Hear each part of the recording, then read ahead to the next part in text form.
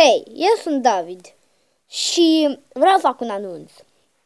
În acest anunț o să vă explic ce ar trebui să faceți ca să fiți ajutorul meu de YouTube.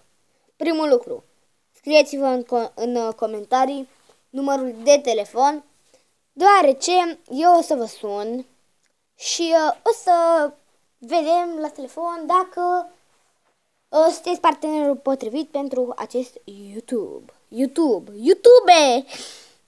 Dar vreau să scrieți acum în comentariile de la acest videoclip numărul de telefon și doar asta. Adică o să zicem, bună David, eu sunt Alin, numărul meu de telefon este 07 tralala, că nu știu care este numărul vostru de telefon și acolo eu o să văd, scrieți așa un fel de CV sau cum se mai spune, cu date și o să intru pe canalul vostru să văd ce aveți pe acolo și să văd dacă sunteți potrivit pentru mine și nu uitați să scrieți și datele pe acolo, pe cât sunteți născut, câți ani aveți, pe cât este ziua voastră de naștere,